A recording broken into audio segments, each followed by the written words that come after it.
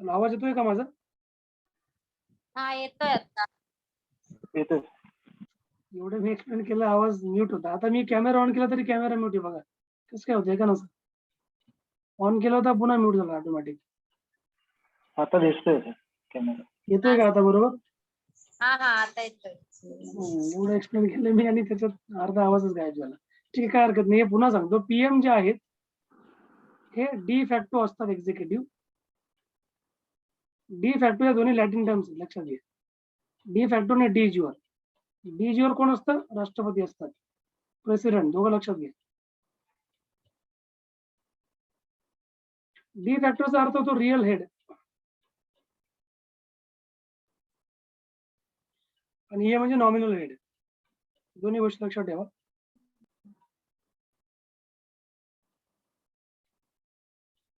PM कोण आहे? D facto. D फॅक्टोचा अर्थ काय? तो रिअल. या दोन्ही लॅटिन टर्म्स आहेत ज्या पीएम आणि प्रेसिडेंटसाठी वापरल्या जातात. प्रेसिडेंट हे डी ज्युअर आहे, जे nominal head of the states. कळालं इथपर्यंत? क्लिअर आहे?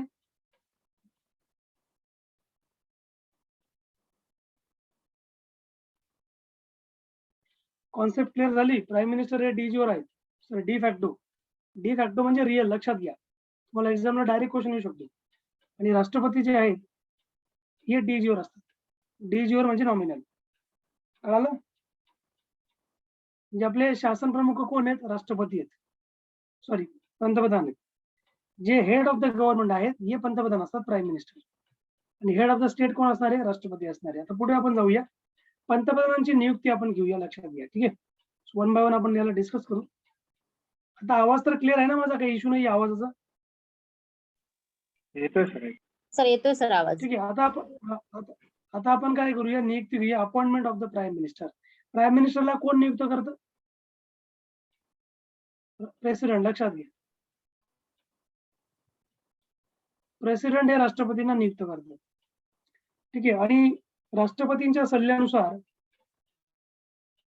लक्षात घ्या, प्रेसिडेंट कोणाला नियुक्त करतात? प्राईम मिनिस्टरला, बरोबर. पंतप्रधानांची नियुक्ती प्रेसिडेंटद्वारे केली जाते. ही लाईन डोक्यात फिट बसवा. आणि त्यानंतर बाकीचे जे मंत्रिमंडळामधले जे मिनिस्टर आहेत त्यांची देखील नेमणूक राष्ट्रपती हे पंतप्रधानांच्या सल्ल्यानुसार करत राहतात, बरोबर. जेव्हा पंतप्रधान शपथ घेतो, शपथ घेतल्यानंतर त्यांची अपॉइंटमेंट केली जाते राष्ट्रपतींच्या द्वारे. त्यानंतर पंतप्रधानांच्या ज्या मंत्रिमंडळामधील जे मिनिस्टर आहेत त्यांची देखील अपॉइंटमेंट कोण करतं? नियुक्ती राष्ट्रपती करतात. ते कोणानुसार? प्राईम मिनिस्टर सल्ला करतात. हे तुम्ही लक्षात घेणं गरजेचं आहे. ओके, मग आता प्रेसिडेंट ऑफ इंडिया हे प्राईम मिनिस्टर ऑफ इंडियाची जी नेमणूक आहे ते कोणत्या कलमानुसार करणार? 75 हे तुम्ही लक्षात घ्या. म्हणजे जे व्हिडिओ बंद करतो मी, अदरवाईज आवाज ब्रेक होईल मला.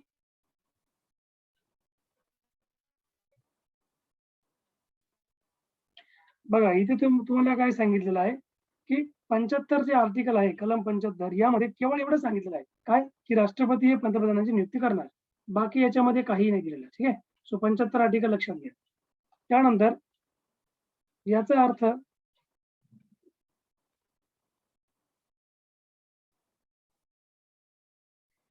अर्थ असा होत नाही की राष्ट्रपती कोणत्याही व्यक्तीची नियुक्ती पंतप्रधान म्हणून करतील. ठीक आहे, कोणत्या व्यक्तीचे करत नाही हे कधी लक्षात घ्या.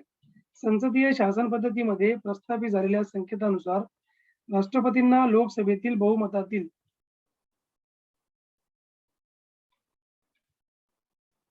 ठीक आहे, लक्षात घ्या, बहुमतातील तुम्हाला पक्षाच्या नेत्याला म्हणजे लीडर ऑफ मेजॉरिटी पार्टी म्हणजे पंतप्रधान म्हणून नियुक्त करावं लागतं. म्हणजे आता समजा फॉर एक्झाम्पल इलेक्शन झाले, इलेक्शन झाल्यानंतर काँग्रेस, त्यानंतर राष्ट्रवादी, त्यानंतर बीजेपी अशा मोठ्या मोठ्या पार्टीज उभ्या होत्या, बरोबर. यामध्ये सर्वात जास्त जे सीट मिळाले कोणाला मिळाले? बीजेपीला मिळाले. समजा बीजेपीला सर्वात जास्त जागा मिळाल्या. तर मग आता बीजेपी मधून पंतप्रधान कोणाचा होणार? मेजॉरिटी पार्टीचा, बरोबर. मग अशा वेळेस राष्ट्रपती काय करणार? लोकसभेतील जे बहुमतातील पक्ष आहे त्या नेत्याला, त्या पक्षाच्या नेत्याला ते पंतप्रधान म्हणून नियुक्त करणार. ठीक आहे, मेजॉरिटी ज्याला मिळाली त्याला, लक्षात घ्या. परंतु दोन परिस्थिती पंतप्रधानाच्या निवडीबाबत आपला वैयक्तिक जो आपण स्वच्छाधिकार असतो, स्वच्छाधिकार म्हणजे त्यांचा जो वैयक्तिक अधिकार जो असतो राष्ट्रपतींचा, त्यांचा ते वापर करू शकतात. ठीक आहे, दोन परिस्थितीमध्ये पंतप्रधानांची निवड करण्याबाबत त्या कोणत्या कोणत्या कंडिशन तुम्हाला मी सांगतो बघा. पहिली कंडिशन अशी आहे, राष्ट्रपतींचे जे स्वच्छाधिकार असतो, स्वच्छाधिकारला आपण काय म्हणतो, इंडिव्हिज्युअल डिस्क्रेशन.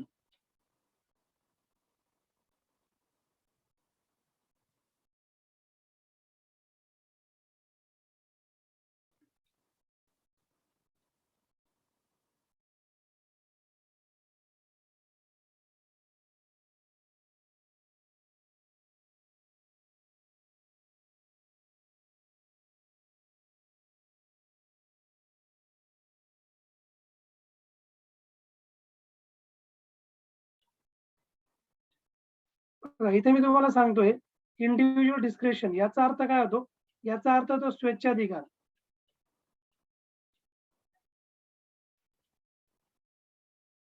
स्वेच्छाधिकार, बरोबर. मग आता हा जो स्वेच्छाधिकार आहे राष्ट्रपतींचा, हा यांच्याकडे हा दोन ग्राउंडवर आधारित आहे. म्हणजे दोन ज्या काही परिस्थिती आहेत त्या परिस्थितीमध्ये राष्ट्रपती पंतप्रधानांच्या निवड व नियुक्तीबाबत आपला स्वेच्छाधिकार जे आहेत ते त्याचा वापर ते करू शकतात. पहिली कंडिशन अशी आहे, लक्षात घ्या, ती म्हणजे जेव्हा लोकसभेमध्ये कोणत्याही पक्षाला समजा स्पष्ट बहुमत मिळालं नसेल, ठीक आहे, मिळालं नसेल, तर मग अशा परिस्थितीमध्ये राष्ट्रपती काय करणार, सहसा लोकसभेतील सर्वात मोठ्या पक्षाच्या किंवा युतीच्या नेत्याला पंतप्रधान म्हणून शपथ देऊ शकतात. ठीक आहे, आणि त्यांना 1 महिन्याच्या आत किंवा लोकसभेमध्ये ठराव सिद्ध करावं लागेल. आता समजा फॉर एक्झाम्पल 545 जागा आहेत लोकसभेच्या, या 545 मधून काँग्रेसला मिळाले असतील 250. एक काम करा, 200 घ्या, कन्सिडर करा, किंवा 150 कन्सिडर करा, 150 बरोबर. आणि त्याचबरोबर आधारला मिळाले बाकी जो पक्ष आहे, जसं आधार पक्ष, त्यांना समजा 150 मिळाले असतील, 300 जागा झाल्यात. आणि बीजेपीला याच्यामधून 240 मिळाले असतील. लक्षात घ्या, काँग्रेसला किती आहेत, काँग्रेस आलं आहे, तेलुगुदेशम पार्टी ती आली याच्यामध्ये. त्यानंतर केरळचा मार्क्सिस्ट का जो मार्क्सिस्ट पार्टी सीपीआय जे आहे, कम्युनिस्ट पार्टी, त्यांना ते सगळे याच्यामध्ये आले, राष्ट्रवादी काँग्रेस याच्यामध्ये आले, सगळे बीजेडी, जेडीयू, ठीक आहे, आरजेडी, सगळे याच्यामध्ये आले 150 मध्ये. आता बघा, 150 आणि 150, 300 जागा आणि या 240, तर अशा टोटल किती होत आहेत, 540 जागा होत आहेत, बरोबर. टोटल तर आपल्या 545 आहेत, त्या बाकीच्या वरच्या 5 सोडून द्या. आता याच्यामधून राष्ट्रपती काय करणार, आता बीजेपीला मेजॉरिटी आहे का, इथे नाहीये, आहे का मेजॉरिटी, आहे का बीजेपीला, सांगा बरं, आहे की नाही,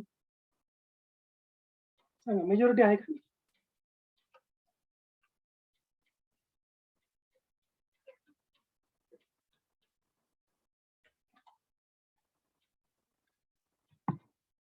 पंतप्रधान बनण्यासाठी किती मेजॉरिटी लागते, सांगा बरं.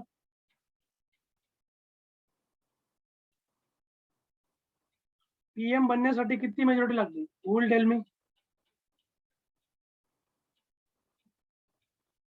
किती जागा पाहिजे 545 मधून, मेजॉरिटी कितीची लागणार सांगा.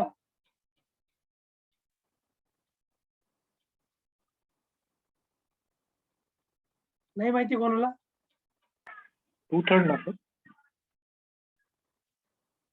273 एवढ्या जागा लागतील. मग आता इथे मेजॉरिटी आहे का, नाहीये, बरोबर. परंतु या जर सगळे पक्ष जर पकडले, सगळ्यात मोठी पार्टी कोणती, बीजेपी आहे, बरोबर, 240. मग राष्ट्रपती काय करतील, राष्ट्रपती बीजेपीच्या एखाद्या नेत्याला, म्हणजे मेजॉरिटी पार्टीच्या व्यक्तीला, ठीक आहे, ज्या पार्टीचा कॅन्डिडेट, एखादा व्यक्ती समजा कॅन्डिडेट असेल ठरवलेला की हा पीएम बनणार, तर अशा व्यक्तीला राष्ट्रपती सांगतील की या तुम्ही शपथविधी करा. ठीक आहे, शपथ म्हणजे पीएम तो बनून जाईल 240 जागांच्या आधारावर, बरोबर. परंतु त्याची मेजॉरिटी नाहीये, पण त्याच्याकडे किती दिवसाचा समय आहे, वेळ आहे, 1 महिन्याचा. या विदिन 1 मंथ त्याला त्याचं मेजॉरिटी सिद्ध करायची आहे. त्याला आता किती जागा पाहिजे, त्याला जवळपास 33 जागा पाहिजे. मग 33 जागा तो कुठून पण आणेल. बरोबर? म्हणजे यांचे एमएलए यांच्या खासदारांना विकत घेईल, यांच्या खासदारांना विकत घेईल, फोडाफोड करतील. काही करू शकतात. बरोबर. मग समजा त्यांना मग काय करायचं, एका महिन्याच्या आत त्यांना काय करायचं, मेजॉरिटी प्रूव्ह करायची. बरोबर. आता बघा खूप मोठी थोडं कॉम्प्लिकेटेड समजून घ्या मी काय सांगतोय ते. झालं बीजेपी बरोबर. आता समजा इथं काँग्रेस 150 वर आहे. मग काँग्रेसला बोलवणार का प्रेसिडेंट शपथ घ्यायला? नाही बोलवणार. गेला काँग्रेसचा पत्ता कट. आधारला बोलवणार का? नाही. पत्ता कट. पण समजा काँग्रेसकडे 150 जागा आहेत आणि आधारकडे 150 जागा आहेत. पण हे काँग्रेसचे मित्र पक्ष आहेत. लक्षात घ्या. कोण आहेत? काँग्रेसचे मित्र पक्ष आहेत. तर मग हे जे काँग्रेसचे मित्र पक्ष आहेत, तर यांच्या दोघांच्या मिळून किती जागा होत्या? 300 जागा होत आहेत. किती होत्या? 300. बीजेपीच्या किती होत आहे? 240. तर मला सांगा राष्ट्रपती सर्वप्रथम कोणाला बोलवणार शपथविधी करायला? 300 जागांमध्ये. एक्झॅक्टली. पण यांनी जर इथं युनिटी केली तरची गोष्ट आहे. समजा हे जर युनाइट नाही झाले तर मग यांना पण नाही भेटणार, यांना पण नाही भेटणार. ठीक आहे. जर हे दोघे मिळून एकत्र आलेत, यांनी जर सांगितलं की आम्हाला आमच्याकडे मेजॉरिटी आहे, तर मग राष्ट्रपतींना बीजेपीला डावलावं लागेल बाजूला आणि यांना बोलावं लागेल. हे तुम्ही कधी लक्षात घ्या. ठीक आहे. हे बाजूला होतील 240 आणि यांना पहिले शपथविधीला जावं लागणार. मग यांच्यातून एक नेता जाणार जो सगळ्यात हे असेल. आता समजा फॉर एक्झाम्पल मी काँग्रेसच्या इथं काय केलं, 150 जागा घेतल्या. काँग्रेसचा 200च पकडून झाला तुम्ही डायरेक्ट. म्हणजे पीएम काँग्रेसचा बनणार. बरोबर. 150 म्हटलं तर मग त्यांच्या कॉन्फ्लिक्ट होऊन जाईल ना, संघर्ष होऊन जाईल. हे म्हणतील नाही आमचा पीएम, हे म्हणतील नाही आमचा पीएम. बरोबर. त्यामुळे मग 200 काँग्रेसला घ्या आणि 100 यांना घ्या. तर अशा प्रकारे तुम्ही लक्षात घ्या. तर राष्ट्रपतींना कोणाला बोलावं लागेल? ज्यांनी युती करून घेतली, त्यांच्या जागा सगळ्यात जास्त होत आहेत, अशा व्यक्तीला ते पीएमची शपथविधीला बोलवणार. जर इथपर्यंत कॉन्सेप्ट क्लिअर झाली तुमची, आता पुढे मी तुम्हाला सांगतो. तर मग हा पहिला मी तुम्हाला सांगितला स्वच्छाधिकार राष्ट्रपतींचा. बरोबर. याच्यावर तुम्हाला मी अजून काही सांगतो पुढे. अशा स्वच्छाधीन अधिकाराचा वापर राष्ट्रपतींनी पहिल्यांदा कधी केला होता? 1979 मध्ये केला होता. असा स्वच्छाधिकाराचा वापर त्यांनी पहिल्यांदा कधी केला होता? डिस्क्रिशनरी पॉवरचा अधिकारचा वापर 1979 मध्ये. जेव्हा मोरारजी देसाई सरकार पडलं होतं आणि तत्कालीन राष्ट्रपती त्यावेळेस कोण होते? तत्कालीन राष्ट्रपती नीलम संजीव रेड्डी. नीलम संजीव रेड्डी हे तत्कालीन राष्ट्रपती होते त्यावेळेस. 1979 ला कोणा सरकार पडलं होतं? मोरारजी देसाई. इंदिरा गांधीचा जे ऑपोजिशनला होते. ठीक आहे. इंदिरा गांधी सरकार पडलं होतं 1975 मध्ये, कारण त्यांनी आणीबाणी घोषित केली होती आणि मोठ्या मोठ्या लोकांना जेलमध्ये ठेवून दिलं होतं. त्यामुळे त्यांचं सरकार पडलं होतं आणि मग 1978 मध्ये मोरारजी देसाईंनी सरकार स्थापन केलं. 32 पक्षांचं मिळून सरकार होतं. लक्षात घ्या. कसं टिकणार ते सरकार? पॉसिबल नव्हतं. त्यामुळे ते सरकार पडलं. 1979 ला पडलं होतं. मग त्यावेळेसचे जे आपले तत्कालीन राष्ट्रपती नीलम संजीव रेड्डी यांनी काय केलं? चरण सिंग यांना पीएम म्हणून त्यांनी नियुक्त केलं होतं. चरण सिंगला त्यावेळेस 1979 मध्ये. आणि ते एका युतीचे नेते होते. लक्षात घ्या. त्यामुळे आता असं आहे 1980 मध्ये देखील तुम्हाला मी सांगतो 1988 मध्ये यामध्ये देखील दिल्ली उच्च न्यायालयाने एक निकाल दिला होता. जो निकाल असा होता, समजा एखाद्या व्यक्तीस पंतप्रधान म्हणून नियुक्त करण्यापूर्वी त्याने लोकसभेमध्ये आपले बहुमत सिद्ध करावेच, अशी तरतूद घटनेमध्ये करण्यात आली होती. कधी? 1980 मध्ये, 1980 मध्ये. कोणी करून दिली होती? दिल्ली उच्च न्यायालयाने हा निकाल दिला होता. जर तुम्ही एखाद्या व्यक्तीला समजा पंतप्रधान बनवत आहेत, ठीक आहे, तर त्या व्यक्तीला त्याचं बहुमत सिद्ध करावं लागणार. आणि त्यामुळे राष्ट्रपती एखाद्या व्यक्तीस जे आधी पंतप्रधान नेमून त्याला ठराविक कालावधीत लोकसभेमध्ये आपले बहुमत सिद्ध करण्यासाठी सांगू शकतात. तर हा सगळ्यात महत्त्वाचा मुद्दा आहे 1980 चा. ठीक आहे. हा तुम्ही लक्षात घेणं गरजेचं आहे. याच्या अगोदर असं होतं का? नव्हतं ना. कारण अचानकपणे सरकार कोसळलं मोरारजी देसाईचं 1979 ला. कारण 1947 ला भारताला इंडिपेंडन्स मिळालं होतं. 1951 पासून काँग्रेसचं सरकार होतं. बरोबर. नेहरू होते तेव्हा. नेहरूंना तर कोणी विरोधकच नव्हतं. सो आणि त्यानंतर मग इंदिरा होती. म्हणजे काँग्रेसचं सरकार चाललं ना 77 पर्यंत. 78 ला पहिल्यांदा पडलं होतं सरकार काँग्रेस. 25 आणि मग तेव्हा हे मोरारजी शेजारचे लोक यांनी सत्ता सांभाळली होती. तर त्यांचे जसं दिवस चाललं नाही. ठीक आहे. म्हणून मग ही अट घालून दिली होती दिल्ली उच्च न्यायालयाने, की कोणत्याही व्यक्तीला समजा राष्ट्रपती पंतप्रधान बनवतील, नियुक्त करतील, तर त्या व्यक्तीला त्याचं बहुमत सिद्ध करावं लागेल लोकसभेमध्ये. ठीक आहे. आणि त्यासाठी राष्ट्रपती त्यांना एक कालावधी देणार, विशिष्ट काळ देणार, पिरियड देणार, की त्या पिरियडच्या आत त्यांनी सिद्ध करणं गरजेचं, म्हणजे तो 1 महिन्याचा पिरियड. आणि अशा पद्धतीने राष्ट्रपतींनी पुढील, तुम्ही जर काही व्यक्ती बघितलं असणार, जसं चरण सिंग 1979, पी व्ही सिंग होते 1991 मध्ये, चंद्रशेखर होते 1990 मध्ये, पी व्ही नरसिंहराव बनले होते 1991 मध्ये, अटल बिहारी वाजपेयी 1996 मध्ये बनले होते, बरोबर. एच डी देवेगौडा 1996 मध्ये, अटल बिहारी वाजपेयी पडलं सरकार आणि नंतर एच डी देवेगौडा बनले होते 1996 मध्ये, आय के गुजराल 1997. हे फक्त एका वर्षाचे प्राईम मिनिस्टर होते नंतर, माहितीये का. मेजर सुद्धा पाहिजे. चला पुढचा कोणता, 2 नंबरचं जे वैशिष्ट्य आहे ते बघा काय. त्यांचा 2 नंबरचा स्वच्छतेकार राष्ट्रपतींचा. जेव्हा पंतप्रधानांच्या पदावर, लक्षात घ्या, जेव्हा पंतप्रधानांच्या पदावर असतानाच अचानक मृत्यू होतो, समजा पीएम ऑन पॉवर आहे, बरोबर, एखादी व्यक्ती पीएम आहे, त्या व्यक्तीचा समजा मृत्यू होतो व कोणताही स्पष्ट उत्तराधिकारी समजा जर नसेल, आता म्हणजे आता असा प्रश्न पडला ना त्या पार्टीला की आता कोणाला पीएम बनवावं. ठीक आहे. त्या अकॉर्डिंग तर समजा कोणताही उत्तराधिकारी जर नसेल त्या व्यक्तीनंतर, तेव्हा सुद्धा राष्ट्रपती पंतप्रधानाची निवड जी आहे व नेमणूक जी आहे हे करताना आपल्या वैयक्तिक स्वच्छाधिकाराचा वापर करू शकतात. लक्षात घ्या. एखाद्या व्यक्तीचा जर समजा पंतप्रधान असताना मृत्यू झाला, समजा त्या व्यक्तीचा कोणी उत्तराधिकारी जर नसेल, तर मग राष्ट्रपती आपल्या म्हणजे जी मेजॉरिटी पार्टी आहे त्याला बोलवणार, या तुम्ही शपथ घ्या, जा तुम्ही तुमची मेजॉरिटी सिद्ध करा. अशी समस्या 3 वेळा निर्माण झाली, तुम्ही लक्षात घ्या. ठीक आहे. 3 वेळा. पहिल्यांदा झाली होती जवाहरलाल नेहरू ची डेथ झाली, नंतर लालबहादूर शास्त्री लगेच पीएम बनले आणि लालबहादूर शास्त्री जेव्हा त्यांची डेथ झाली, म्हणजे आता नेहरूंची पण डेथ कधी झाली होती, पंतप्रधान असताना. लालबहादूरांची डेथ कधी झाली होती, पंतप्रधान असताना झाली होती. मग यांच्या पदावर असतानाच मृत्यू झाल्यानंतर मग आता नेतृत्वाबाबत सत्ता संघर्ष निर्माण झाला होता, बरोबर.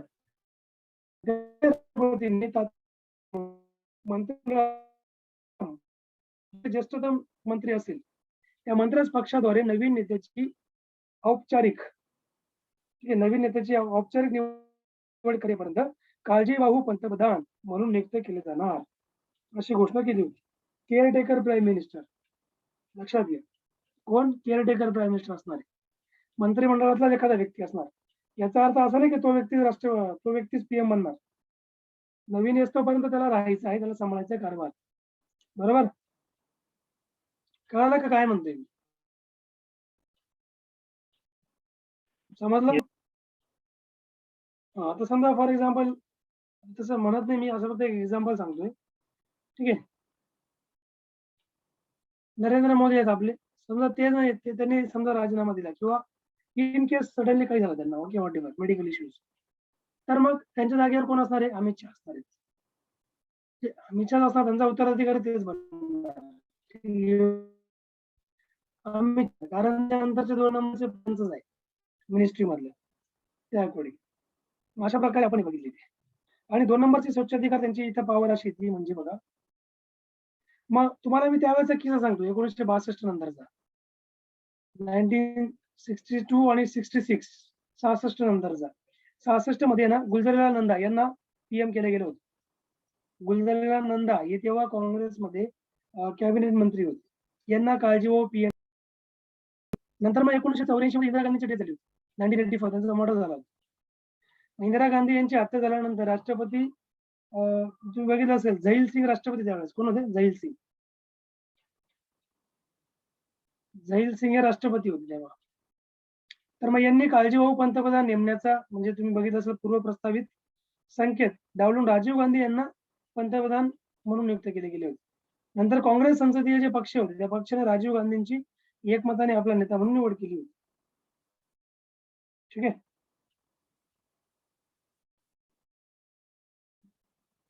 म्हणजे लक्षात घ्या, इंदिरा गांधीची डेथ झाल्यानंतर काळजीवाहू पीएम केलंच नाही त्यांनी. तात्पुरता डायरेक्ट राजीव गांधीला परमनंट करून टाकलं होतं, की माझा आताच जे टर्म आहे ते राजीव गांधी पूर्ण करणार राहिले. ते काळजीवाहू नसणारे, ते आमचे नेते असणारे असं त्यांनी काँग्रेस पक्षाने सांगितलं होतं. तर या 2 गोष्टी इम्पॉर्टंट आहेत. परंतु समजा कार्यरत पंतप्रधानाचा अचानक मृत्यू झाल्यानंतर जर सरकारी पक्षाने आपला नवीन नेता निवडला, तर राष्ट्रपतींना त्याचीच नियुक्ती पंतप्रधान म्हणून करावी लागणार. लक्षात घ्या. एखाद्या पीएमची सडनली समजा डेथ झाली, तर त्यांच्यानंतर जर सरकारी पक्षाने, जो सरकार चालवणारा पक्ष आहे, त्या पक्षाने आपला नवीन नेता निवडला, त्याने लगेच सांगितलं, की आता ठीक आहे, त्यांची डेथ झाली, आता आमचे हे पंतप्रधान म्हणतील नवीन, यांना आम्ही मान्य करतो. तर मग राष्ट्रपती त्या व्यक्तीची पीएम म्हणून नियुक्त करावा, हे तुम्ही लक्षात घ्या. Okay, so this point clear here. म्हणून मग 1997 मध्ये काय झालं होतं, 1997 मध्ये सर्वोच्च न्यायालयाने एक निकाल दिला होता, द सुप्रीम कोर्टाने. आणि या निकालामध्ये संसदेच्या कोणत्याही सभागृहाचा सदस्य, संसदेचा कोणताही सभागृह म्हणजे राज्यसभा असेल, लोकसभा असेल, त्याचा सदस्य म्हणजे खासदार सदस्य नसलेल्या व्यक्तीची नियुक्ती पंतप्रधान म्हणून करता येऊ शकते, असं त्याने निकाल दिला होता. म्हणजे अशी व्यक्ती जो लोकसभा आणि राज्यसभा दोघांचाही तो काय मेंबर नाहीये, दोघांचा सदस्य नाहीये, अशी व्यक्ती पीएम म्हणू शकते का? बनू शकते. लक्षात घ्या. असं नाही की तो खासदारच पाहिजे, तो पीएम म्हणू शकतो. सुप्रीम कोर्टाने 1997 ला हा निकाल दिला होता. त्यांनी एक जजमेंट दिली होती. त्यांनी हे सांगितलं की समजा सडनली पीएमची डेथ झाली आणि समजा अशा एखाद्या व्यक्तीला सरकार चालवणाऱ्या पक्षाने पीएम साठी घोषित केलं. आवाज ब्रेक होतो का? सर मध्ये मध्ये ब्रेक होतो आणि मग मध्ये मध्ये येतो तो, असं आहे.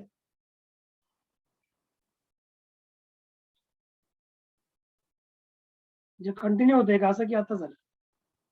Continue sir.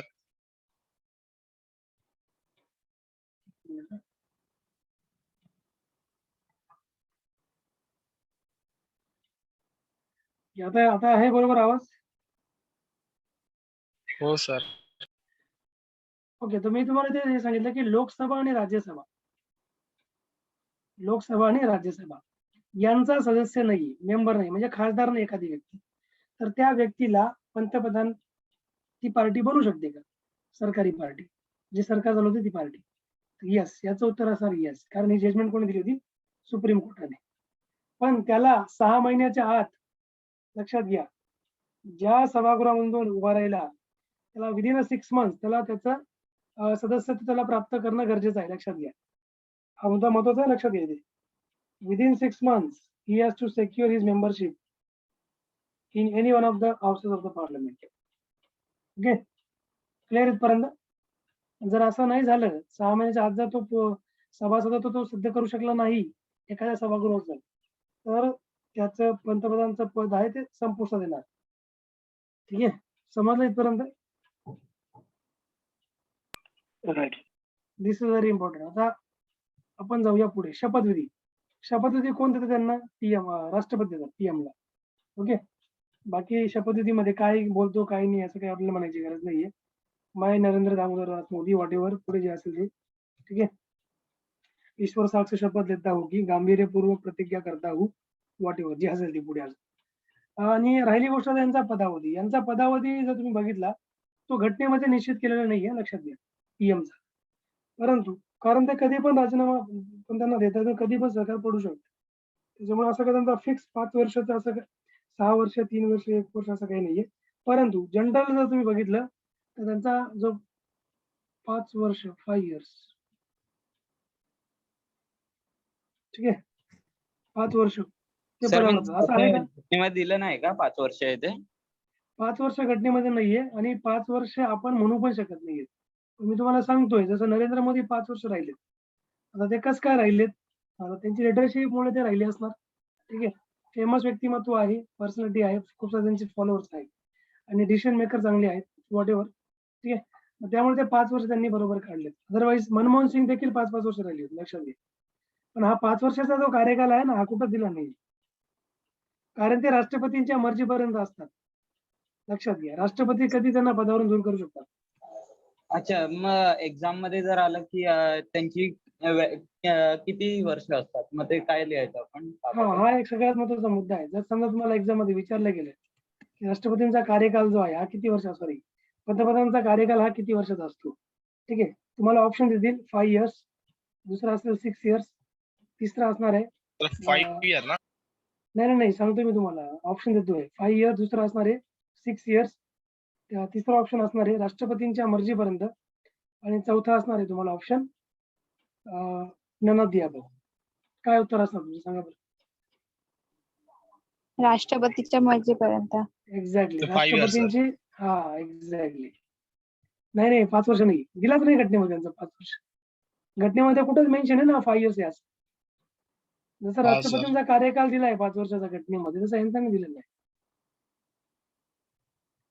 ठीक आहे. त्याच्यामुळे मग यांना जे आहे, यांना त्याच्या अगोदरच यांना राष्ट्रपतीची मर्जी म्हणजे काय, की समजा यांचं जर समजा सरकार पडलं, कोसळलं, किंवा समजा मेजॉरिटी यांची कमी पडली, काही पार्टीजने सपोर्ट काढून घेतला, सरकार काय कोलॅप्स होईल ना डायरेक्ट. असा फिक्स क्रायटेरिया थोडी आहे.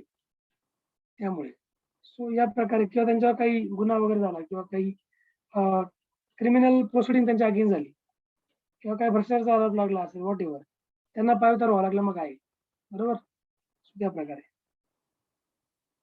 त्यामुळे जसं हे नाही, मेजॉरिटी त्यांची जी मेजॉरिटी पार्टी आहे त्याच्यानुसार ते असणार आहे.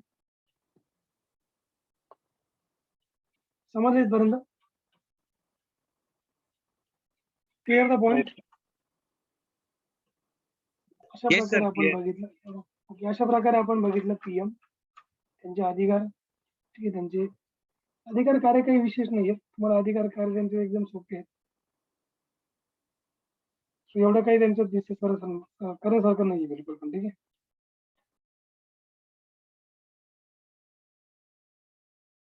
तर मग आपण आपला पुढचा टॉपिक घेऊया आज, सेंटर स्टेट रिलेशन्स.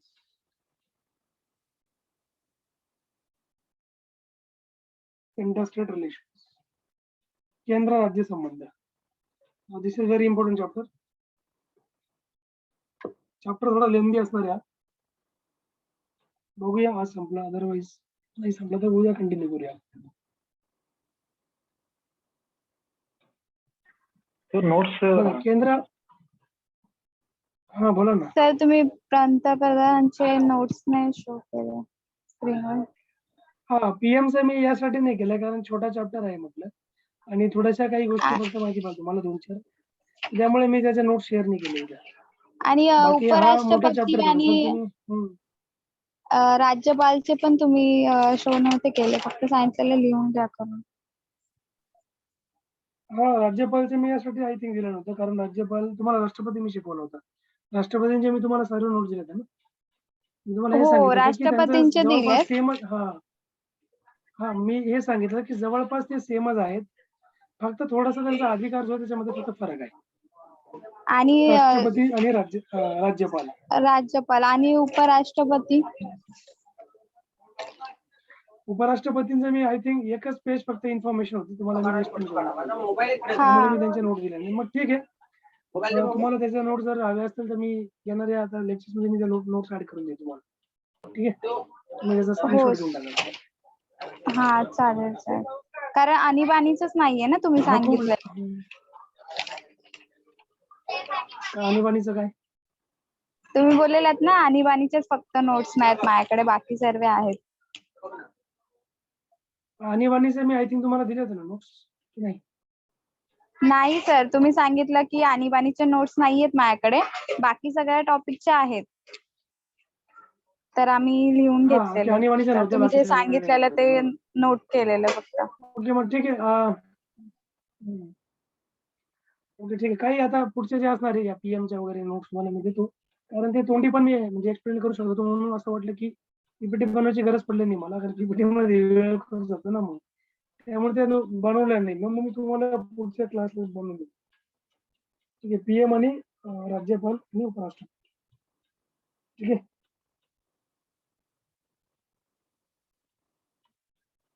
केंद्र राज्य संबंध 3 प्रकारामध्ये आहेत. कार्यकारी संबंध,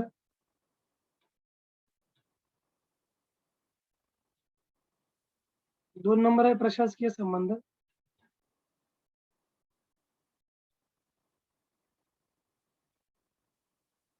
आणि सर, 3 नंबर आहे ते याला काय म्हटले? इंग्लिश मध्ये काय बोलतील केंद्र राज्य संबंध? Centre state relations, executive relations, administrative relations and financial relations. Okay sir. New topic आहे ना 3 सर हा? प्रकारचे रिलेशन असतात. हा न्यू टॉपिक न्यू, आहे एकदम. हा.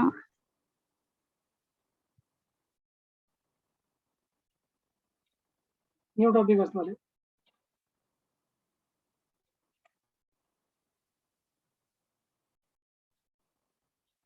याचे संपूर्ण कंप्लीट नोट्स तुम्हाला ऑलरेडी मी दिलेले आहे तिथे. पहिले मी थोडं तुम्हाला बेसिक सांगतो, त्यानं आपण मग स्टार्ट करूया पुढच्या इन्फॉर्मेशनला. ठीक आहे. एक्झॅक्टली केंद्र आणि राज्य संबंध कशा प्रकारे असतात, काय असतात एक्झॅक्टली त्यांच्यामध्ये, काय समन्वय असतो, ठीक आहे, हे आपल्याला जाणून घेणं गरजेचं आहे. आता राज्यघटनेमध्ये तुम्हाला मी सगळे आर्टिकल्स सहित मी तुम्हाला सांगेनच.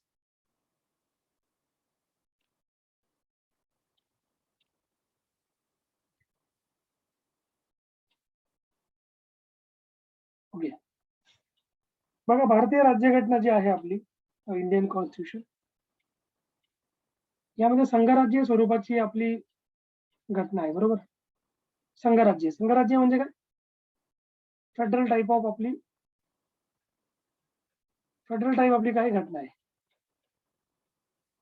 कॉन्स्टिट्यूशन आहे. आता संघराज्य स्वरूप म्हणजे काय, की भारताची जी तुम्ही बघितलं असेल शासन प्रणाली, ही डिवायडेड आहे. बरोबर. Means the power is divided between centre and states. Power is divided. बरोबर. सेंटरची वेगळी आहे आणि स्टेटकडे पॉवर वेगळी असते. बरोबर. जेव्हा ही पॉवर डिवाइड असते तेव्हा याला म्हणतो आपण संघराज्य. लक्षात घ्या. मग ही काही विषयानुसार ती पॉवर डिवाइड झालेली आहे. केंद्राकडे वेगळे विषय आहेत, राज्याकडे वेगळे विषय आहेत. ठीक आहे.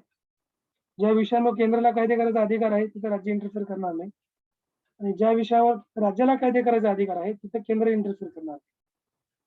कळालं? सो त्यामुळे केंद्र आणि राज्य संबंध, आता जनरली काय होतं बघा, कोणतेही तुम्ही बघितलं असेल की केंद्र आणि राज्य यांच्यामध्ये संबंध बिघडतात देखील, लक्षात.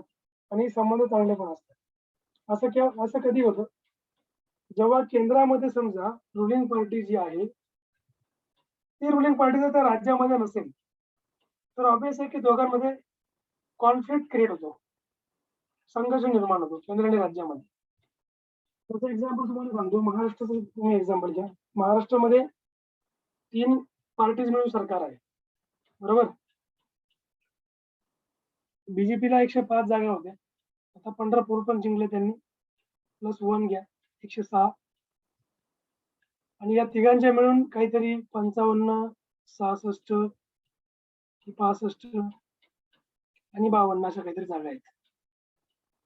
म्हणजे यांनी मिळून 160च्या पुढे यांच्याचकडे मेजॉरिटी. आणि आपल्या महाराष्ट्रामध्ये 288 एकूण असेंब्लीच्या जागा आहेत, त्याच्यातून 245 ची मेजॉरिटी, 245 मिळालं, मेजॉरिटी मिळाली. लक्षात घ्या. तर मग हे तिघे मिळून तर खूप जातात. बरोबर. त्यांनी बीजेपीला बाजूला करून टाकलं, शिवसेनेला काढून घेतलं बीजेपी कडून. ठीक आहे. शरद पवारने, वॉट एव्हर, राजकारण काही असेल. तर मग आता काय होतं की जेव्हा केंद्रामध्ये वेगळी पार्टी आणि राज्यामध्ये वेगळी पार्टी, तर मग या दोघांमध्ये कधीच संबंध जे असतात ते चांगले नाही लागणार.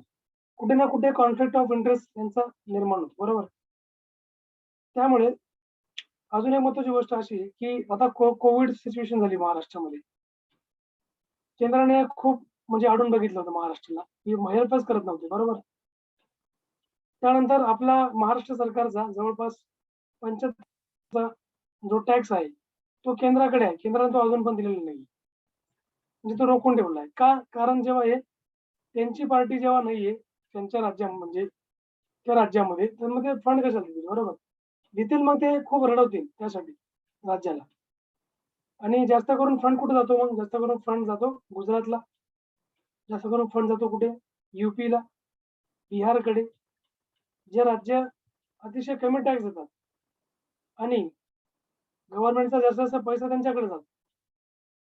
महाराष्ट्र सगळ्यात जास्त टॅक्स देतात आणि पैसा सगळ्यात कमी महाराष्ट्राकडे जातो. त्यामुळे अशा गोष्टी असतात, याला आपण म्हणतो सेंट्रल युटिलायझेशन. आता जर समजा केंद्राने जर चांगल्या समजदारीने काम केलं, तर ऑब्व्हियस आहे की राज्याचा पण विकास होणार, केंद्राचा पण विकास होणार. पण केंद्र जर आणून बघणार तर मग त्या राज्याचा विकास ते होणार नाही. ठीक आहे, ही एक महत्वाची गोष्ट इथे आहे. चला पुढे आता आपण जाऊया मग. जसं की तुम्हाला सांगितलं, केंद्र आणि राज्य हे 3 भागात डिवाइड आहे यांचे संबंध. कायदेशीर संबंध यांच्यामध्ये कोणते असणार आहेत? प्रशासकीय कुठले असतील, वित्तीय कुठले असतील?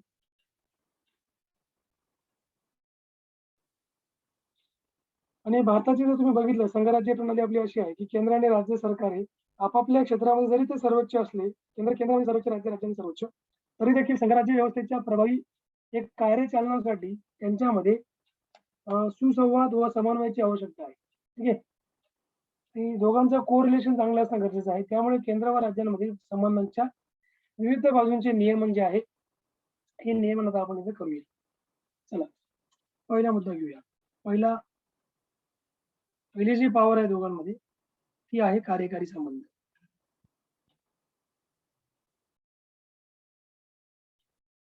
घटनेचा भाग 11 कलम 245 255 हे कलमला लक्षात ठेवा बरं का तुम्ही. 245 255 यामध्ये केंद्र राज्य कार्यकारी संबंधांची तरतूद करण्यात आलेली आहे. आता ही जे केंद्र जे आहे, केंद्राचे संबंध म्हणजे कार्यकारी संबंध जे आहेत केंद्र आणि राज्यांचे, हे 4 भागात डिवाइड झालेले आहेत. आता हे 4 भाग कुठले कुठले? पहिला आहे तो म्हणजे केंद्र व राज्यांच्या कायद्यांचा प्रादेशिक विस्तार. हा आपण डिटेलमध्ये डिस्कस करूया. दुसरा आहे कायदेविषयक विषयांची विभागणी, राज्य विषयांवर कायदे करण्याचा संसदेचा अधिकार आणि राज्य कायद्यांवरील संसदेचे नियंत्रण. 4. आता या 4 भागात डिवाइड आहेत कार्यकारी संबंध. चला आता केंद्र आणि राज्य यांच्यामध्ये कसे संबंध पाहिजे ते. कार्यकारी संबंध तुम्हाला माहितीच आहे, कायदे वगैरे बनवण्याची पॉवर कोणाकडे जास्त असणार, बरोबर. कायद्यांचा प्रादेशिक विस्तार कसा ते करणार. आता आपण याच्यामध्ये पहिला जो मुद्दा आहे आपण हा डिस्कस करणार आहोत. खूप इम्पॉर्टंट चॅप्टर या एक्झामच्या पॉइंट ऑफ व्ह्यू.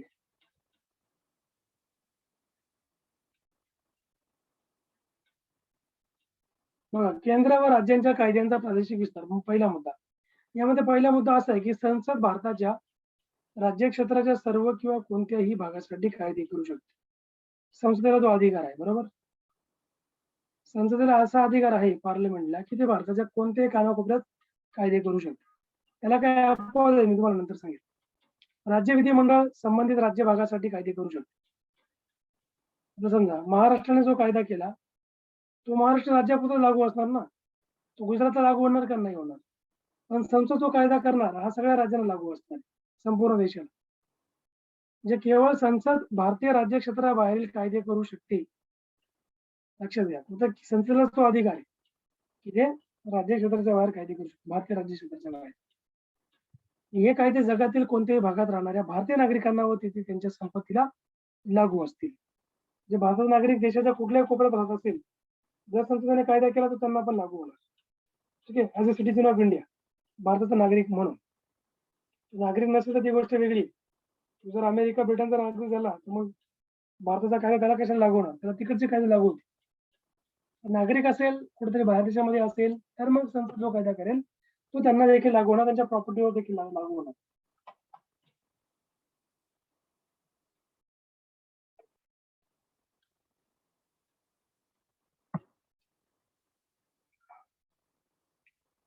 याचबरोबर घटनेने संसदेच्या प्रादेशिक कार्यक्षेत्र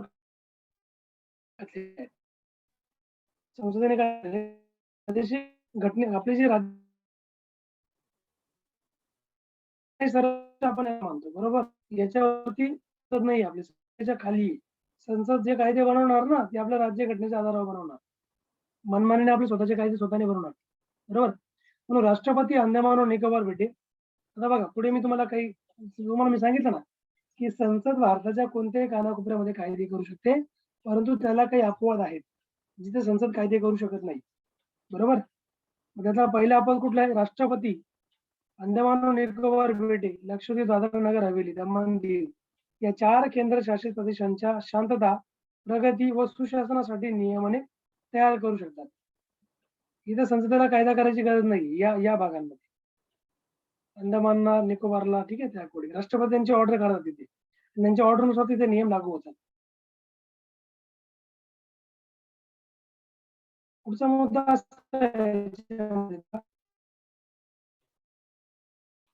राज्यपालास एखादा संसदीय कायदा राज्यातील अनुसूचित क्षेत्रास लागू होणार नाही किंवा बदल अपवादासहित लागू होईल असा निर्देश देण्याचा अधिकार आहे. लक्षात घ्या, राज्यपाल जो आहे, आता काही राज्यांच्या राज्यपालांना विशेष पॉवर दिलेली संसदेत. ठीक आहे. तुम्हाला मी ऑलरेडी हे सांगितलेले पॉइंट्स. विशेष पॉवर अशी दिलेली आहे की जसं फॉर एक्झाम्पल नॉर्थ ईस्टर्नचे जे राज्यपाल आहेत, नॉर्थ ईस्ट राज्यांचे, नॉर्थ ईस्ट म्हणजे 7 सिस्टर्स, मिझोराम, त्रिपुरा, मणिपूर, ठीक आहे, या प्रकारे मेघालय, सिक्कीम इथले जे राज्यपाल आहेत या राज्यांचे, आसाम, यांना काही विशेष पॉवर दिली गेलेली आहे. मध्य प्रदेशचे राज्यपाल, महाराष्ट्राचे राज्यपाल यांना विशेष पॉवर आहे. ठीक आहे. राज्यपालास एखादा संसदीय कायदा राज्यातील अनुसूचित क्षेत्रास लागू होणार नाही किंवा बदल अपवादासहित लागू होईल असा निर्देश देण्याचा अधिकार कोणाचा आहे? राज्यपालाचा आहे. हा संसदेला असा निर्देश देऊ शकतो की तुमचे सर्व कायदे लागू होणार नाही अनुसूचित क्षेत्रामध्ये, म्हणजे शेड्यूल ट्राईब मध्ये. शेड्यूल ट्राईब मध्ये संसदेच्या जवळपास कायदे लागू होत नाही, त्याला काही अपवाद असतात.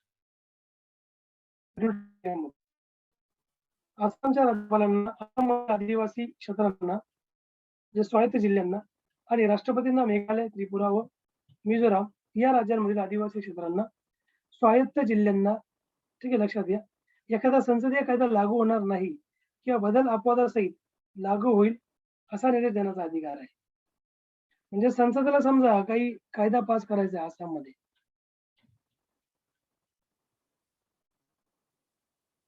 किंवा मेघालय, त्रिपुरामध्ये लागू करायचा आहे कायदा एखादा, बरोबर, संसदेला, तर संसद असा कायदा डायरेक्ट लागू करू शकत नाही. त्यांना काही बदल करून, ठीक आहे, तो कायदा लागू करावा लागेल. ते पण राष्ट्रपती सांगतील. मेघालय, त्रिपुराच्या संदर्भात राष्ट्रपतींना जास्त पॉवर आहे. आसामच्या संदर्भामध्ये राज्यपालांना जास्त पॉवर आहे. संसदेचे कायदे यांच्या निर्देशानुसार ते लावू शकत नाही संसद, राष्ट्रपतीचे आणि राज्यपालांचे. यांची पॉवर इथं वाढून जाते आसाम आणि नॉर्थ ईस्ट राज्यांमध्ये, दोघांची पॉवर. पुढचा पॉइंट आपण जाऊया. मीन्स गव्हर्नरला पहिले विचारावं लागेल ना त्यांना, हो, प्रेसिडेंट. गव्हर्नर, येस, गव्हर्नरला पहिले त्यांना, म्हणजे गव्हर्नरला त्यांना एक अधिसूचना द्यावा लागेल. समजा जर त्यांना संसदेला कायदा लागूच करायचा आहे तर मग गव्हर्नरला पहिले त्यांना गव्हर्नर त्यांना डिस्कस करावं लागेल पहिले की असं असं आहे. मग गव्हर्नर जेव्हा असं काही निर्देश देईल तेव्हाच ते फक्त लागू करू शकतो, अदरवाईज लागू नाही करू शकत.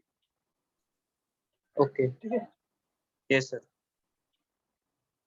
कारण ते आदिवासी तिथे ट्रायबल एरिया जास्त या राज्यांमध्ये, त्याच्यामुळे एवढा मॉडर्नाइज एरिया नाहीत ना ते, आसाम मध्ये, मेघालय, त्रिपुरा मध्ये तिथे अशा ट्राईब खूप आहेत, जमाती खूप आहेत तिकडे, एवढा मॉडर्नाइज नाहीये ते, अजून पण एकदम जुन्या कल्चरला फॉलो करून जातात. त्यामुळे त्यांचा कुठेतरी कल्चरवर त्यांचा इम्पॅक्ट होतो. संसदेने कायदा जर केला एखादा, त्यांचं कल्चर धोक्यात येऊ शकतं ना तिथे, त्यामुळे कल्चर टिकावं, ते कल्चर टिकावं त्यांचं, म्हणून तसं निर्देश राज्यपाल राष्ट्रपतींना देत असतात. पुढे जाऊया आपण.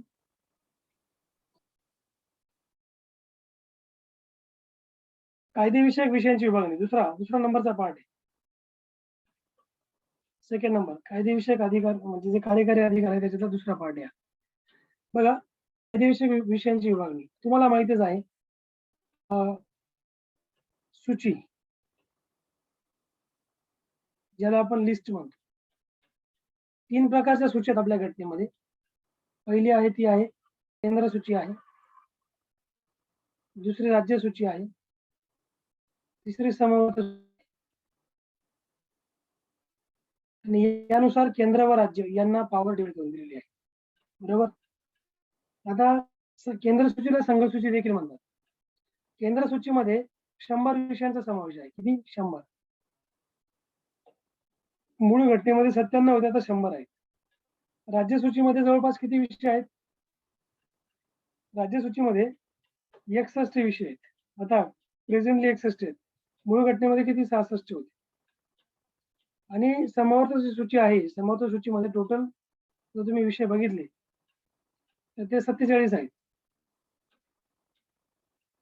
ओरिजिनल घटनेमध्ये 50 होते, लक्षात घ्या. मग अशा प्रकारे बघा, इथे कायदा करायचा, केंद्र सूचीमध्ये कायदा करायचा अधिकार कोणाला आहे? केंद्र सरकारला आहे. राज्य सूचीमध्ये जे विषय आहेत तिथे कायदा करायचा अधिकार कोणाला आहे? राज्याला आहे. आणि समवर्त सूचीमध्ये कायदे करायचा अधिकार कोणाला आहे? केंद्र व राज्य दोघांना देखील आहे. दोघं पण इथं कायदे करू शकतात. परंतु वरचढ कायदा कोणाचा ठरणार? इथे केंद्राचा ठरणार. फायनल जो कायदा ठरेल तो केंद्राचा ठरणार. बरोबर. त्याकडे आता बघा, इथे त्यांनी असं म्हटलेलं आहे, 100 विषय तुम्हाला मी सांगितले, इथं 61 विषय तुम्हाला मी सांगितले. पुढे आपण जाऊया. बघा, इथं 52 विषय, मी तुम्हाला 50 बोलले. मूळ घटनेमध्ये 52 होते, समवर्ती सूचीमध्ये ते आता 47 राहिलेले आहेत, 47. तरी सध्या शेवटच्या विषयाचा क्रमांक 47 आहे. 11A, 17A, 17B, 20A आणि 33A या क्रमांकाचे विषय नव्याने समाविष्ट करण्यात आलेले आहेत. जसं मी तुम्हाला मागच्या स्लाइड ओपन केलेला आहे, नव्याने कोणते विषय ऍड केलेले आहेत. हे विषय 42व्या घटना दुरुस्तीद्वारे राज्य सूचीतून काढून ते समवर्त सूचीमध्ये टाकण्यात आलेले आहेत. ठीक आहे, इथपर्यंत हा पॉईंट तुम्हाला क्लिअर आहे. शेषाधिकार केंद्राकडे आहेत, म्हणजेच वरील तिन्ही सूचीमध्ये ज्या विषयाचा उल्लेख नाही अशा विषयांवर कायदे करण्याचा अधिकार संसदेचा आहे. लक्षात घ्या, शेषाधिकार आपण त्याला म्हणतो. शेषाधिकारात 4थी पॉवर आहे. शेषाधिकार केंद्र, संघ सूची, राज्य सूची, समवर्त सूची आणि 4थी आहे शेषाधिकार. शेषाधिकारला इंग्रजीमध्ये काय म्हणतात? Can anyone tell me? Residuary power म्हणतात. रेसिड्युअरी पॉवर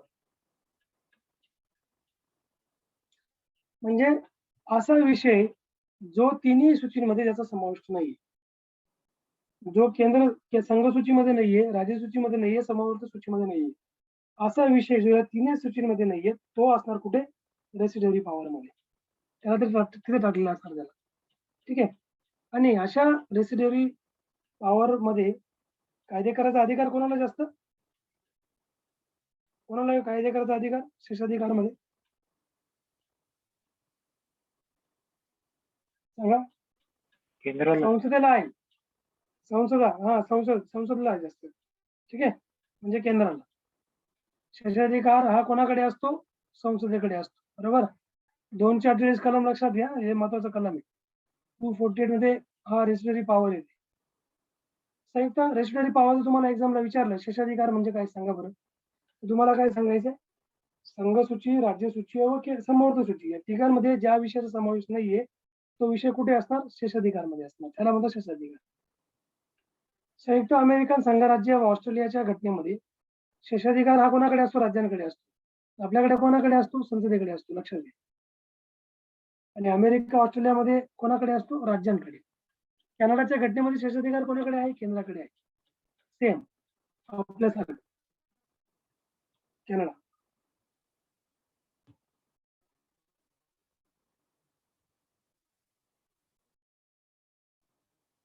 चला पुढचा पॉईंट आपण घेऊया का. पुढील मुद्दा असा आहे, भारतीय घटनेतील विषयांची विभागणी भारत शासन कायदा 1935 1935 चा गव्हर्नमेंट ऑफ इंडिया जो ऍक्ट आहे यावर आपल्याला भारतातली जी विषयांची विभागणी आहे की संघ सूची, राज्य सूची, समवर्त सूची, शेषाधिकार, ही जी विषयांची विभागणी आहे ही कोणत्या कायद्यावर आधारित आहे? 1935 चा भारत सरकार कायदा. तुम्हाला एक्झामला हा देखील क्वेश्चन येऊ शकतो या लाईनचा. त्यामध्ये शेषाधिकार भारताच्या गव्हर्नर जनरलकडे देण्यात आली होती. या कायद्यामध्ये जेव्हा 1935 चा कायदा पास झाला होता भारतामध्ये, लागू केला गेला तेव्हा ब्रिटिश सरकार भारतामध्ये होते. तर मग शेषाधिकार कोणाकडे होता 1935च्या ऍक्ट नुसार? तो ब्रिटिश जे भारताचा जो गव्हर्नर होता, गव्हर्नर जनरल ऑफ इंडिया त्यावेळेस त्यांच्याकडे शेषाधिकार होता. म्हणजे अधिकारांच्या वर्चस्वात सर्वप्रथम केंद्र सूची, नंतर मग कोण आहे समर्थ सूची आहे, व सर्वात शेवटी कोण आहे राज्य सूचीचा क्रमांक लागतो. कळाला का हा मुद्दा काय? सर शेषाधिकार अधिकारां इंग्लिश मध्ये काय बोलते? सांगितलं ना मी तुम्हाला, रेसिड्युअरी पॉवर सांगितलं होतं. लक्ष ठेवायचं जेव्हा मी पॉईंट सांगतो तेव्हा. रेसिड्युअरी पॉवर मी तुम्हाला अगोदर आता 2-3 वेळा बोललो मी. शेषाधिकारला रेसिड्युअरी पॉवर म्हणतात म्हणून. ठीक आहे. तर मग आता आपण जर बघितलं इथे हा जो डिव्हाइस या कायद्यानुसार किंवा आता सध्याचे घटना यानुसार सर्वात जास्त अधिकार कोणाला आहेत? कोणत्या सूचीला आहे? संघ सूचीला, नंबर 1 ला. संघ सूचीला सगळ्यात जास्त अधिकार आहेत. 2 नंबर कोणाचा लागतो? याला इंग्रजीमध्ये काय म्हणतात? युनियन लिस्ट म्हणतो इंग्रजीमध्ये. ठीक आहे. नाही, राज्य सूची नाहीये. 2 नंबरला आहे समवर्त सूची.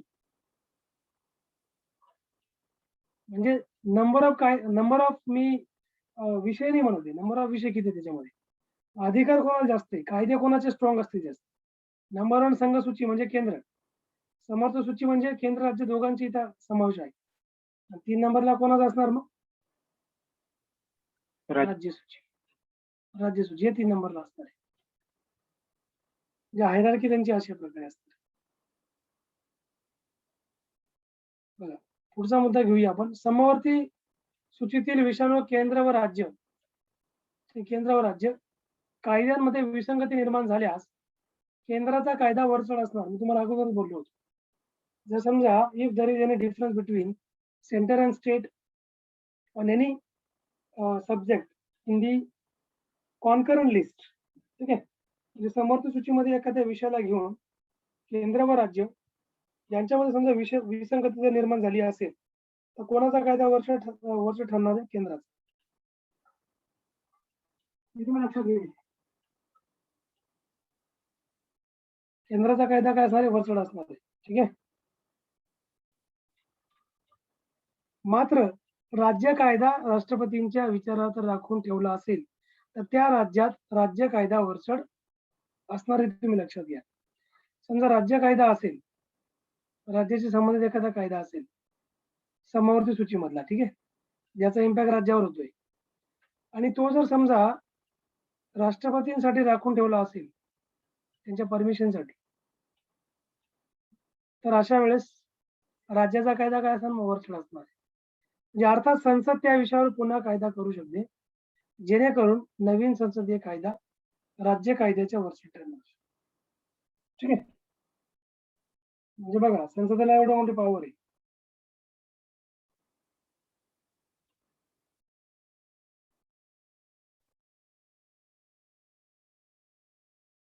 पुढचा पॉईंट घेऊया आपण आता.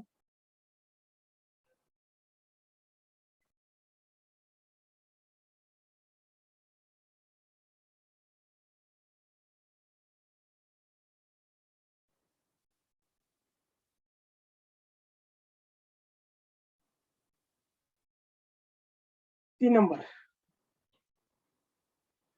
नंबरला राज्य विषयांवर कायदे करण्याचा संसदेचा अधिकार. लक्षात घ्या.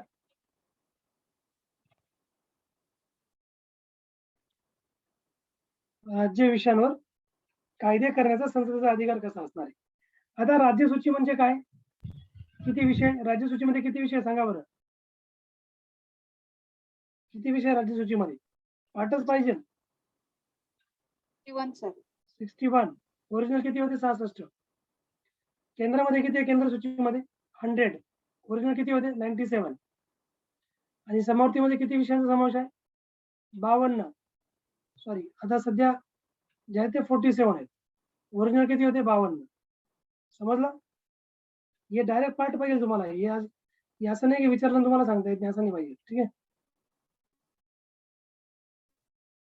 आता राज्य विषयांवर कायदे करायचा संसदेचा अधिकार. राज्य विषय म्हणजे मी याची गोष्ट करतोय. आता पहिली गोष्ट अशी की राज्य विषयांवर संसद कायदा करू शकते का? तो अधिकार संसदेला आहे का? आहे का? नाही आहे आहे अधिकार. ठीक आहे. बघा, पुढील परिस्थितीमध्ये त्यासाठी काही कंडिशन असतात, त्या कंडिशनच तो कायदा करू शकतो संसद. राज्य सूचीमध्ये इंटरफेअर करून कायदा करू शकतो. ते कोणते तुम्हाला सांगतो मी. पुढील परिस्थितीमध्ये घटनेने संसदेस, आपली राज्यघटनेने संसदेला पॉवर दिली आहे की राज्य सूचीतील कोणत्याही विषयावर कायदे करण्याचा अधिकार असणार. ठीक आहे. संसदेला पहिला कोणते विषय बघा, राज्यसभेच्या ठरावाने कलम 249, जर राज्यसभेने 1000 व मतदान करणाऱ्या सदस्यांच्या 2/3 बहुमताने असा ठराव पारित केला की राष्ट्रहितासाठी राज्य सूचीतील विषयांवर संसदेने कायदा करण्याची गरज आहे, तर संसद असा कायदा करण्यासाठी तात्पुरत्या काळाकरता सक्षम असणार आहे. जर कोणी ठराव पास केला तर राज्यसभेने हजारो मतदान करणाऱ्या सदस्यांच्या 1000 झालं, 1000 पाहिजे ते. जर राज्यसभेने हजारो मतदान करणाऱ्या सदस्यांच्या 2/3 2/3 राज्यसभेचे 2/3 मेजॉरिटी म्हणजे काय? आता 245 तुम्ही 2/3 काढा, किती होतात?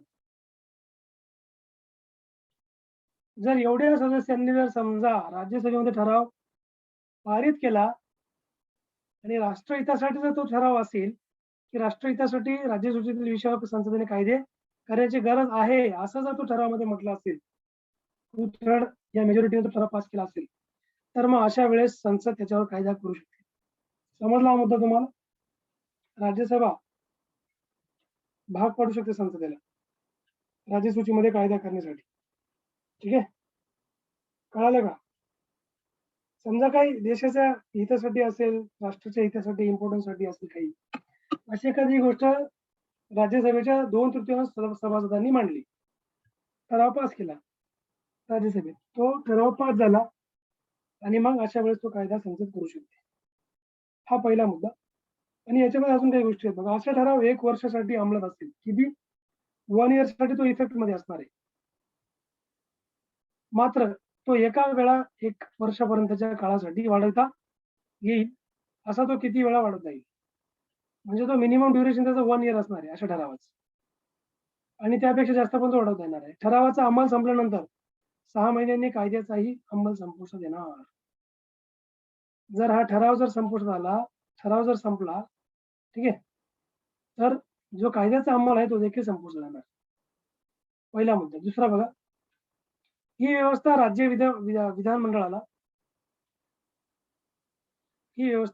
विधिमंडळाला त्याच विषयावर कायदा बनवण्यापासून रोखू शकत नाही. ठीक आहे. राज्य कायदा व संसद कायदा यामध्ये विसंगती निर्माण झाली तर नंतरचा कायदा ग्राह्य मानला जातो. 2 नंबर, राष्ट्रीय आणीबाणी दरम्यान संसद राज्य सूचीमध्ये कायदा करू शकते. ठीक आहे. राष्ट्रीय आणीबाणी लागली असेल, घोषणा सुरू असताना राज्य सूचीतील विषयावर कायदे करण्याचा अधिकार संसदेला प्राप्त होतो. कलम 250 या लाईनचा कलम आहे 250. आणीबाणी संपुष्टात आल्यानंतर 6 महिन्यांनी अशा कायद्याचा अंमल देखील संपुष्टात येणार, तो कायदा देखील संपून जाईल. अशा परिस्थितीतही राज्य विधिमंडळाचा स्वतःचा कायदा करण्याचा अधिकार नष्ट होत नाही, लक्षात घ्या. म्हणजे संसद कायदा करते, तो काही मर्यादेपुरता करते, काही लिमिटेड काळासाठी करते. ठीक आहे. नंतर अशा ठराव जर संपुष्टात आला, तो कायदा पण संपुष्टात येऊन लागला. ठीक आहे. अशा परिस्थितीत राज्य विधिमंडळाचा कायदा करण्याचा अधिकार नष्ट होत नाही. म्हणजे याचा अर्थ असा नाही की संसद, समजा राज्यामध्ये जर संसद कायदा करते, बरोबर, राज्याच्या विषयांमध्ये, याचा अर्थ असा नाही की राज्याला कुठला अधिकार नाही. ठीक आहे. याचा अर्थ असा नाही की राज्याला कायदे करायचा अधिकार नाही. त्याचा कायदे करायचा अधिकार नष्ट होणार नाही, हे तुम्ही लक्षात घ्या, किंवा संपुष्टात येणार नाही. ठीक आहे. हे असं कुठे दिलेलं आहे मला मी पुढे सांगतो का. मात्र संसदेचा कायदा हा राज्याचा कायदा यामध्ये विसंगती निर्माण झाल्यास संसदीय कायदा वरचढ ठरणार. कलम 251. कलम 251 काय सांगताय? संसदेचा कायदा व राज्याचा कायदा यामध्ये समजा विसंगती निर्माण झाली तर संसदीय कायदा वरचढ ठरणार. 3 नंबरचा मुद्दा असा आहे, राज्यांमधील करारांद्वारे, कलम 251. म्यूट करा, आवाज येतो इकडे. 31 आहे ना? काय म्यूट कर हेमंत. हो सर.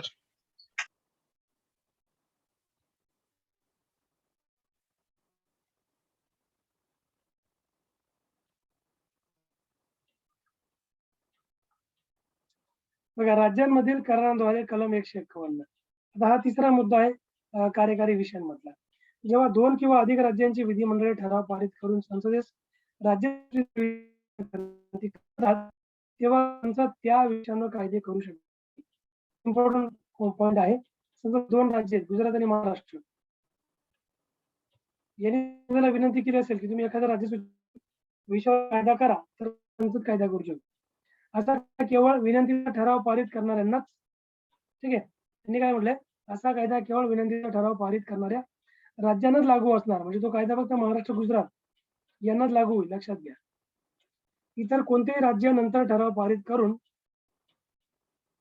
त्या कायद्याचा स्वीकार करू शकते. बरोबर. सो असा कायदा रद्द करण्याचा किंवा त्या दुरुस्ती करण्याचा अधिकार मात्र केवळ संसदेत असतो, हे तुम्ही लक्षात घ्या. संबंधित राज्यांना तो अधिकार नसतो. ठराव पारित करणाऱ्या राज्यांना संबंधित विषयावर कायदे करण्याचा अधिकार नष्ट होतो. अशा तरतुदींच्या आधारे संमत करण्यात आलेले काही महत्वाचे मुद्दे आहेत. बघा, पारितोषिक स्पर्धा कायदा 1955, वन्यजीव संरक्षण कायदा 1972, जलप्रदूषण प्रतिबंध व नियंत्रण कायदा 1974, शहरी भूमी कमाल मर्यादा व नियमन कायदा 1976, मानवी अंगे रोपण कायदा 1994, etc. असे कायदे संसदेने तयार केले राज्यांच्या विनंतीनुसार. लक्षात घ्या, हे जे कायदे आहेत.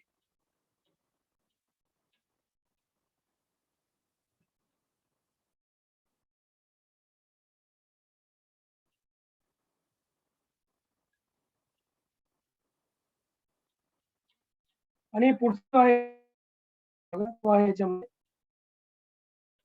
आंतरराष्ट्रीय कराराच्या अंमलबजावणीसाठी कलम 253, 253. बघा, याच्यामध्ये काय म्हटलेलं आहे,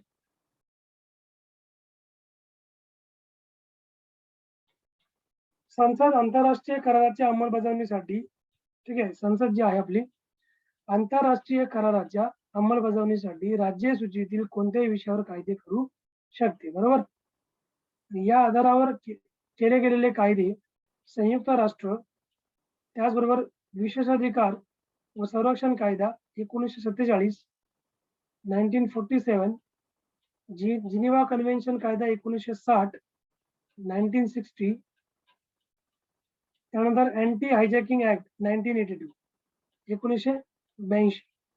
सो बघा, संसद आंतरराष्ट्रीय कराराच्या अंमलबजावणीसाठी राज्य सूचीतील कोणत्याही विषयावर कायदे करू शकता, हे तुम्ही लक्षात घ्या. ते कायदे पुढील प्रमाणे त्यांनी दिले. बघा, त्यांनी असे कोणते कायदे केले, या प्रकारे 3 कायदे केले होते. 5 नंबरचा मुद्दा आहे, राष्ट्रपती राजवटी दरम्यान संसद राज्यांमध्ये कायदा करू शकते. ठीक आहे. जेव्हा राज्यात राष्ट्रपती राजवट लागू केली जाते, तेव्हा संसद त्या राज्यासाठी राज्य सूचीतील कोणत्याही विषयावर कायदे करू शकते. कोणत्याही विषयावर, कारण तो अधिकार पूर्ण संसदेला असतो ना. कारण तिथं सीएम नाहीये, तिथं गव्हर्नमेंट नाहीये, म्हणजे राज्य कोण चालवते, राष्ट्रपती, म्हणजे संसद. बरोबर. एक संसदेचं एक अंग. कलम 356(1) यानुसार असं म्हटलंय की राज्यातील राष्ट्रपती राजपुरुष झाल्यानंतर कायदा त्या राज्यामध्ये लागू राहतो. कायदा तो संसदेत लागू असणार. अर्थात नंतर हा कायदा राज्य विधिमंडळ रद्द करू शकते किंवा त्यात बदल करू शकते. हे पॉईंट तुम्ही लक्षात घेणं गरजेचं आहे. तर अशा प्रकारे आपण डिस्कस केलं. अजून 2 आपले मुद्दे बाकी आहेत, ते आपण डिस्कस करून घेऊया. आणि राहिलेले पुढचे रिलेशन्स आहेत, संबंध, ते आपण पुढच्या क्लासला घेऊया. राज्य कायद्यावरील केंद्रांचे नियंत्रण.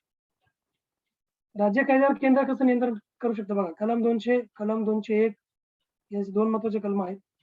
कलम 200 मध्ये काय म्हटले की राज्यपाल राज्य विधिमंडळाने पारित केलेले काही विधेयके राष्ट्रपतींच्या विचारात राखून ठेवू शकते. बरोबर. आणि 2 नंबरचं बघा, राष्ट्रपतींना अशा विधेयकाबाबत पूर्ण नकाराधिकार आहे. कलम 201. म्हणजे राज्याचे जे विधेयक असतील, जे राज्याने पाठवले असतील, कोणाकडे राष्ट्रपतींकडे. तर राष्ट्रपतीकडे जे विधेयक राज्याने पाठवले ते विधेयक पूर्णपणे नाकारू शकतात. त्यांना पॉवर आहे.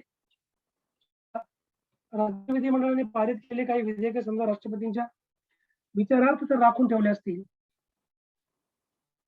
तर मग अशा वेळेस पूर्णपणे इथे इंटरफेअर पण करणार केंद्र. ठीक आहे, केंद्राचं तिथे नियंत्रण नसणार आहे. या प्रकारे म्हणजे राज्यसूचीतील काही विषयांशी संबंधित विधेयक विधिमंडळामध्ये केवळ राष्ट्रपतींच्या पूर्वसंमतीनेच मांडता येतात, हे तुम्ही लक्षात देणं गरजेचं आहे. त्यानंतर वित्तीय आणीबाणी दरम्यान राष्ट्रपती राज्यांना निर्देश देऊ शकतो की धन विधेयक आणि इतर विधेयक त्यांच्या विचारार्थ राखून ठेवले जाईल. ठीक आहे. त्यानंतर कलम 356 काय इम्पॉर्टंट आहे. 356 तुम्हाला माहिती आहे, राष्ट्रीय आणीबाणी राष्ट्रपती राजवट आहे. एखाद्या घटक राज्यातील घटनात्मक यंत्रणा मोडकळीस आल्यास राज्यपाल असा अहवाल राष्ट्रपतींकडे पाठवतात, तेव्हा राज्यात राष्ट्रपती राजवट लागू केली जाते. बरोबर, कारण तो अहवाल कोण पाठवणार? राष्ट्रपतींना राज्यपाल पाठवणार की अशी अशी कंडिशन आहे राज्यामध्ये, तुम्ही राष्ट्रपती शासन लागू करा.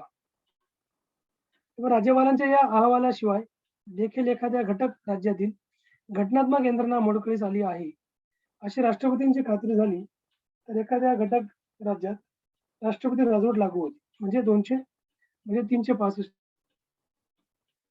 356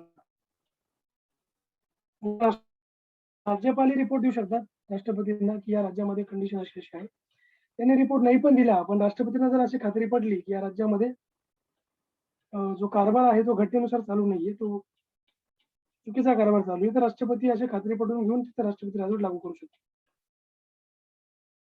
These are the rights president has. Okay.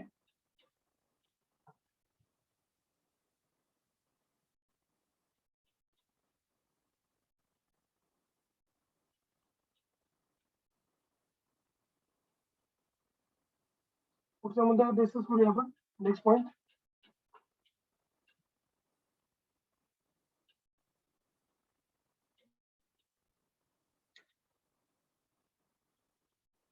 कोणत्याही राज्य कायदा त्यांच्या क्षेत्राबाहेरील प्रदेशासाठी असेल तर तो रद्द करण्यात येईल जोपर्यंत योग्य कारण सादर केलं जाणार नाही. बरोबर.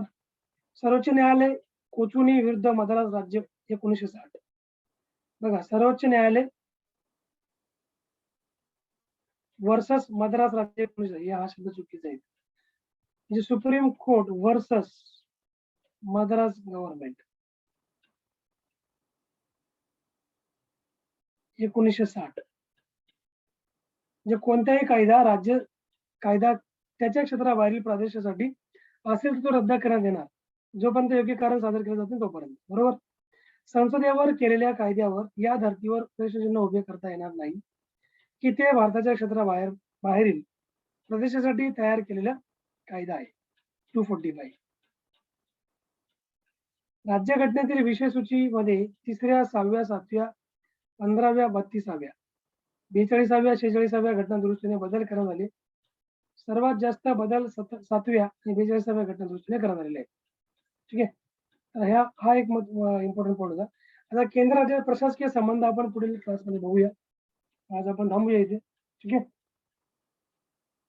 थोडा काही गोष्टी आहेत कॉम्प्लिकेटेड, पण काही गोष्टी एक्झामच्या point of view not important, त्यामुळे सगळ्या गोष्टी लक्ष ठेवायची गरज नाही. ठीक आहे. काही महत्वाचे आर्टिकल, महत्वाचे मुद्दे आहेत, आपण सुरुवातीला मी तुम्हाला जास्त जोर देऊन सांगितले होते, ते इम्पॉर्टंट होते. कळालं इथपर्यंत? क्वेश्चन डाऊट असेल तर विचारा नक्कीच.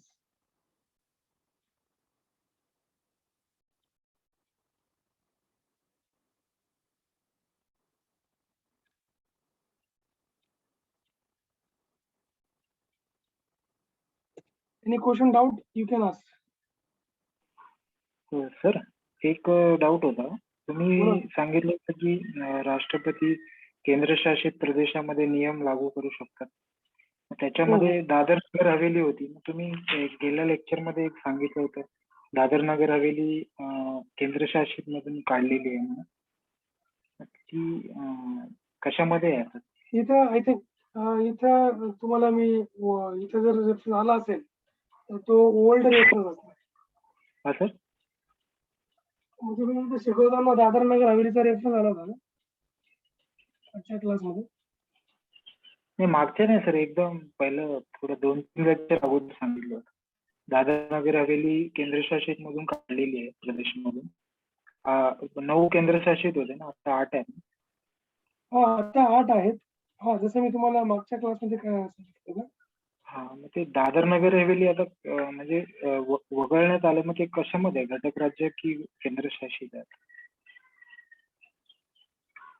दादर नगर हवेलीचं हा मागच्या वेळेला तुम्हाला मी बोललो होतो 8 आहेत म्हणून. 9 होते टोटल, पण नंतर 8 झाले होते, बरोबर. हा मग ते दादर नगर हवेली काढलं म्हणून तुम्ही सांगितलं होतं. मग ते आता कशामध्ये असेल आता? ते याच्यामध्ये म्हणजे दादर नगर हवेली जे आहे ना दमण दीव मध्ये मिक्स केलंय. Okay okay sir. Daman Diu मध्ये आहे त्यात. म्हणजे नाव असं आहे त्याचं, दादर नगर हवेली दमण आणि दीव असं करून टाकले त्याचे.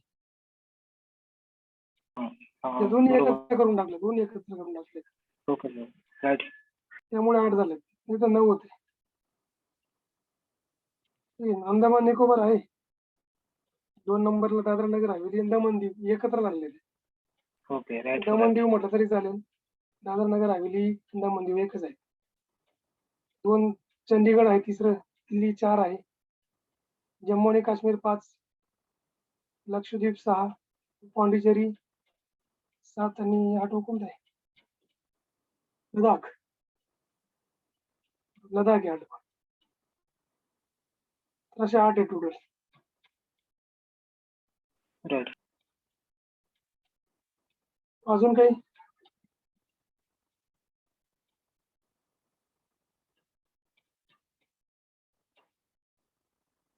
क्वेश्चन असेल तर विचारा बिंदास.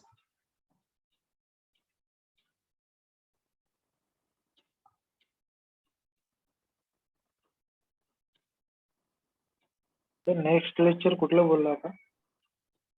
नेक्स्ट तर हेच कंटिन्यू होईल, कारण हे अजून अर्धा आपला म्हणजे अजून हा 1 तास खाऊन गेला आपला क्लास. आणि जे चालू करेल म्हणजे सुरू करेल मी ते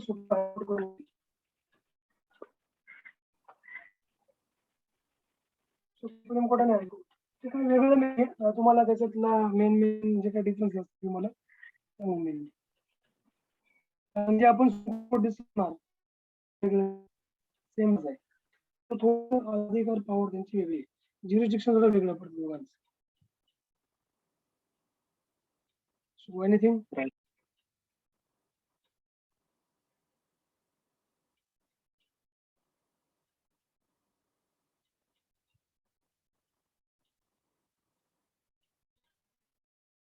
ठीक आहे, एवढेच क्वेश्चन आहे तुम्हाला, अजून काही बाकी?